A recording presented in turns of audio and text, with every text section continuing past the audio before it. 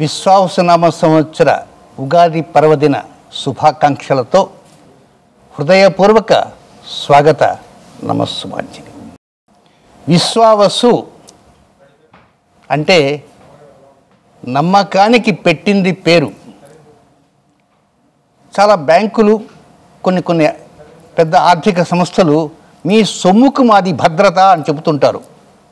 మరి సొమ్ముకి భద్రత ఉంటుందో లేదో దేవుడికి, కానీ విశ్వాసం మాత్రం మనందరికీ భద్రతనిచ్చేది. దీనికి విశ్వసనీయతకు మరో పేరే విశ్వావసు. నమ్మకానికి పెద్దపీట, అత్యంత పెద్దపీట విశ్వావసు. అయితే ఈ విశ్వావసులో ఒక విశేషం కూడా ఉంది. సహజంగా సంవత్సరాలు వస్తుంటాయి, ప్రతి 60 సంవత్సరాలకు వస్తుంటాయి ఒక విశ్వావసు. ప్రభావనామ సంవత్సరం ప్రారంభం నుంచి అక్షయనామ సంవత్సరం దాకా ప్రభవాది 60 సంవత్సరాలలో 39వ సంవత్సరమే విశ్వావసు. అయితే 60 సంవత్సరాల క్రితం విశ్వాసం వచ్చింది, మరి ఇప్పుడు కూడా విశ్వాసం వచ్చింది. అప్పుడు అంత భద్రత అప్పుడు చూపించిందా? మరి అంతకంటే భద్రత ఎక్కువ ఇస్తుందా అంటే ఇక్కడ అధికంగా ఇవ్వటానికే అవకాశాలు అత్యధికంగా ఉన్నాయి. ఎలా అంటే సూర్యచంద్రుడు, జగద్రక్షకుని శ్రీ సూర్యనారాయణుడు, శ్రీ సూర్య భగవానుడు ఈ విశ్వావసుకి రాజు. మంత్రి అయినటువంటి గ్రహమే చంద్రుడు. ఆ చంద్రుడే మన కారకుడు. మనం ఏదైనా ఒక ముఖ్య కార్యక్రమం చేయాలంటే మన మీద మనకు విశ్వాసం ఉండాలి, మన మీద మనకు ఆత్మవిశ్వాసం ఉండాలి. మన ఆత్మవిశ్వాసంతో ఆ కార్యక్రమాన్ని నెరవేరిస్తేనే ముందుకు వెళ్ళగలదు. మనం మనసు ఎక్కడో పెట్టేసి కార్యక్రమం చేస్తే ఫలితం ఉండదు. కనుక పెద్ద పీట వేస్తున్నది చంద్రుడికి, మంత్రికి పెద్ద పీట. కనుక అలాంటి విశ్వసనీయతకు మారుపేరుగా, విశ్వాసానికి మారుపేరుగా, నమ్మకానికి పెద్దపీటగా ఉండేటువంటిదే ఈ విశ్వావసునామ సంవత్సరానికి రాజు రవి, మంత్రి చంద్రుడు ఇరువురు రావటం అనేది అత్యంత అరుదైనటువంటి విశేషం. కనుక గతంలో వచ్చిన విశ్వాసులకి ఈ సంవత్సరం, ఈ 60 సంవత్సరాలు వచ్చిన విశ్వాసుకి ఇదే ప్రత్యేకత. కనుక అద్భుతమైనటువంటి విజయాలతో ముందుకు దూసుకు వెళ్ళటానికి, భద్రతను అందరికీ అందించడానికి సిద్ధం కాబోతున్నదే ఈ విజయోస్తు విశ్వావసు, విశ్వావసు విజయోస్తు. అలాగే గురువుగారు, షడ్గ్రహ కూటమి అంటే ఏంటి, ఎప్పుడు ఎలా ఏర్పడుతుంది, అందువల్ల ఎలాంటి ఫలితాలు ఉంటాయంటారు? ఇక షడ్గ్రహ కూటమి అనేది అనేక మార్లు వస్తూ ఉంటుంటుంది. అయితే ఈ విశ్వావసునామ సంవత్సర ప్రారంభంలోనే ఆ పురుడు పోసుకునేటువంటి ఆ శుభవేళే షడ్గ్రహ కూటమి. షడ్గ్రహ ఆరు గ్రహాలు, షడ్రుచుల సమ్మేళనంతో వేప పచ్చడి తింటున్నాం. అదిగోండి వేప పచ్చడి. కనుక ఇక్కడ షడ్గ్రహాలతో సమ్మేళనమే. ఏది వేపపూత పచ్చడికి షడ్గ్రహాలకి దేనికి పోలిక? కనుక నక్కకి నాగలోకానికి ఉన్నట్టు పోలికలాగా పోలిస్తే మాత్రం అనుకోకండి. ఇది ఒక గొప్ప విశేషవంతమైనది. ఎందుచేతనంటే రవిచంద్రుడు, బుధ శుక్రుడు, శని రాహువులు, ఈ రెండుకు ఆ 6 మొత్తం గ్రహాలు కలిసినటువంటి వేళ ఎప్పుడు? ఈరోజే. అదే విశ్వావసునామ ఉగాది. ఖచ్చితంగా మార్చి నెల 29వ తేదీ రాత్రి 9:44 భారత కాలమాన ప్రకారం కర్మప్రభు అయినటువంటి శని ఆ మీనరాశిలోకి ప్రవేశించాడు. అప్పటిదాకా అక్కడ 5 గ్రహాలే ఉన్నాయి. శని ప్రవేశించడంతో 6వ గ్రహం, 6 గ్రహాలు షడ్గ్రహాలైనాయి. అయితే భయపెట్టేవారు ఉంటారు, భయపడేవారు ఉంటారు.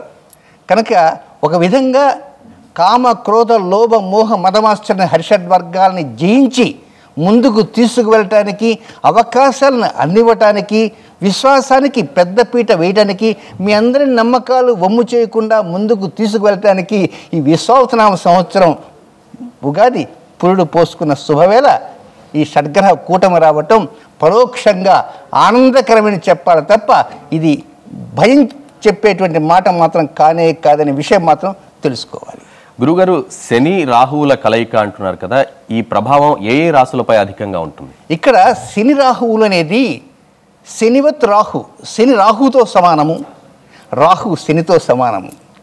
అయితే ఈ శని రాహుల కలయిక 50 రోజుల పాటు జరుగుతున్నది. ఈరోజు ఉగాదికి ముందు రోజు, నిన్నటి రోజే, అది రాత్రి 9:44 శని ఆ మీనరాశిలో ప్రవేశం చేయడంతోనే ఎదురుగా రాహువు ఉన్నాడు. కనుక ఎదురుగా ఉన్నటువంటి ఈ రాహువు మే 18వ తేదీ దాకా శని రాహువులు ఎదురుగా ఫేస్ టు ఫేస్, ముఖాముఖి తలపడుతుంటారన్నమాట. అంటే మే 18వ తేదీ సాయంత్రం 5:08 వరకు, అంటే 50 రోజుల పాటు శని రాహువులు ఉంటారు. వాస్తవంగా శని రాహువులు ఎవరన్నా జాతకాల్లో కనుక కలిస్తే ఆ పండితులు వారి జాతకాలు చూడరు. అయ్యా మీకేదో శని రాహువులు కలిశారు, నీ జాతకం చూస్తే ఆ శని రాహువుల యొక్క ప్రభావం నా మీదేమన్నా చూపిస్తుందని జ్యోతిష పండితులు భయపడుతుంటారు. బట్ శ్రీనివాస గారికి కొన్ని వేల లక్షలాది జాతకాలు చూశాడు. కనుక శని రాహువులు కలిసినంత మాత్రం ఆందోళన చెందాల్సిన అవసరం లే, చిన్నపాటి జాగ్రత్తలు తీసుకుంటూ ఈరోజు ప్రత్యేకంగా మన కార్యక్రమంలో అద్భుతమైన పరిహారం ఇవ్వబోతున్నాం. ఈ శని రాహువుల కలయికను కూడా పురస్కరించుకొని ఆ రాహువుకు సంబంధించిన ఒక అద్భుతమైనటువంటి మూలిక లాంటిది అందరికీ తెలిసిందే, అది చెప్తాను. దాన్ని అందరూ దగ్గర పెట్టుకుంటే ఈ శని రాహువుల దోషాల నుంచి బయటపడటానికి అవకాశం ఉంటుంది. అయితే కొంత ప్రపంచ దేశాలు ఉంటాయి కనుక, సరిహద్దు దేశాలు ఉంటాయి కనుక, ఆ దేశాల్లో ఆ రాజులు, ఆ ప్రధానమంత్రులు ఉంటారు కనుక అలాంటి వారికి కొంచెం వైరాలు మాత్రం తరచుగా ఎక్కువగా ఉంటాయి. కానీ ఏ రాశివారు కూడా, ద్వాదశ రాశులు ఎవరు కూడా ఆందోళన చెందాల్సిన అవసరం లేదు. అందరికీ విజయోస్తుని అందిస్తుంది, విజయోస్తుని ఇస్తుంది. కనుక ధైర్యంగా ఉండండి, నమ్మకం పెట్టుకోండి, నమ్మకాన్ని తెచ్చుకోండి, ఆత్మవిశ్వాసంతో ముందుకు వెళ్ళండి. అద్భుతమైన విజయాలను అందించడానికి విశ్వాసం సిద్ధంగా ఉన్నది. గురువుగారు, ఆ గ్రహ కూటమి వ్యతిరేక ప్రభావం ఎలా ఉండబోతుంది? ఇక్కడ మొత్తం 6 గ్రహాలు, షడ్గ్రహ కూటమి. అందులో 2 శుభగ్రహాలు ఉన్నాయి, శుక్రుడు, బుధుడు. ఇక 2 గ్రహాలు ప్రతినిత్యం మనకు కనబడే 2 గ్రహాలు సూర్యచంద్రులు, ఆ తర్వాత రాహుచంద్రులు. కనుక 6 గ్రహాలు ఆ షడ్గ్రహ కూటమిలో ఉన్నటువంటి ఆ సమయంలో పాల్గొన అమావాస్య రోజున కూడా ఒక సూర్యగ్రహణం జరిగింది. కనుక ఇప్పుడు ఆ గ్రహణ ప్రభావాన్ని పురస్కరించుకొని ఈ షడ్గ్రహ కూటమి ప్రభావం కూడా మిళితమయ్యే విధంగా ఉంటుందనేటువంటి భయోత్పాతం అనేది కొంతమంది సృష్టిస్తున్నారు. కానీ ఏది ఏమైనా కూడా ఈ షడ్గ్రహ కూటమి అనేటువంటిది ఒక వ్యతిరేక గ్రహస్థితి లాంటిదిగానే మనం భావించాలి. వ్యతిరేక గ్రహస్థితిగా భావించి అలాంటి గ్రహస్థితిలో వచ్చిన సమయంలో మనం ఏ జాగ్రత్తలు తీసుకుని ఉంటే మంచి స్థితిలో వస్తాయి, మంచి ఫలితాలు వస్తాయి. అంటే ప్రారంభంలోనే చెప్తున్నాను, అక్కడ ఆ షడ్గ్రహ కూటమి జరిగినంత మాత్రాన ఎవరూ ఆందోళన చెందాల్సిన అవసరం లేదు. చిన్న చిన్న రెమెడీస్ తోటి ముందుకు వెళ్ళవచ్చు. కేవలము ప్రపంచవ్యాప్తంగా ఉండేటువంటి కొంత రాజకీయ సంక్షోభాల దిశగా, అలాగే కొంత ఆర్మీ, నేవీ, ఇలాంటి ఎయిర్ ఫోర్స్ ఉంటాయి కనుక ఇలాంటి వాటిలో కొంత సరిహద్దు దేశాల్లో ఉండేటువంటి కొంత కక్షలు, కార్పణ్యాలు ఉంటాయి కనుక అలాంటి వాటిపైన మాత్రమే దీని ప్రభావం ఉంటుంది తప్ప ప్రజలపై దీని ప్రభావం అత్యంత తక్కువగా ఉంటుందని చెప్పాలి. గురుగారు, ఈ ఏడాదంతా వ్యతిరేక గ్రహస్థితులు ఏమైనా ఉన్నాయా? వాస్తవానికైతే షడ్గ్రహ కూటమి అనేది ఒక వ్యతిరేక గ్రహస్థితే.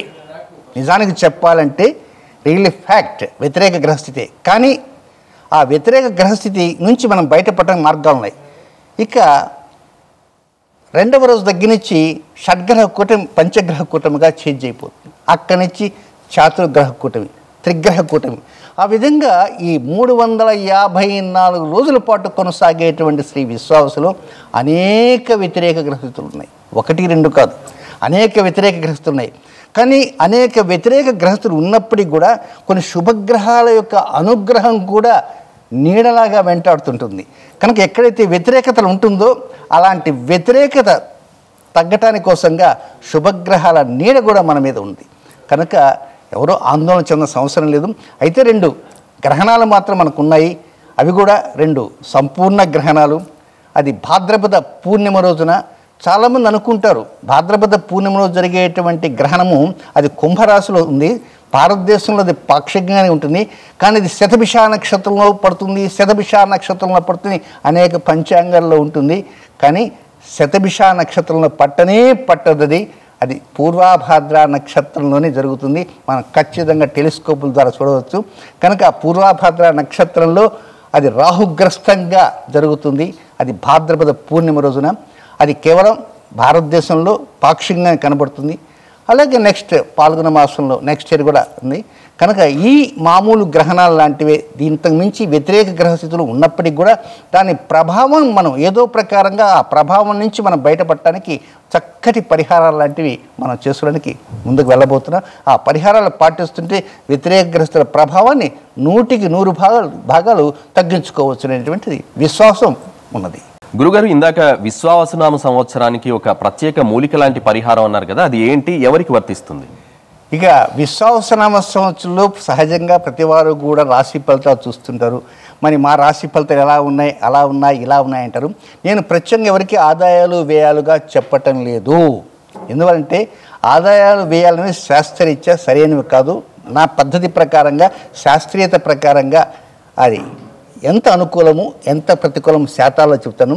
కనుక ఆ మూలిక లాంటి ఒక ప్రక్రియ, మూలికం కాదు, అది ఒక ఇంగువ అందరికీ తెలిసిందే. కనుక ఈ సంవత్సరం ఇంగువే మనల్ని రక్షిస్తుంది. కనుక ద్వాదశ రాశుల వారు ఆ ఇంగువని దగ్గర పెట్టుకోవాలి.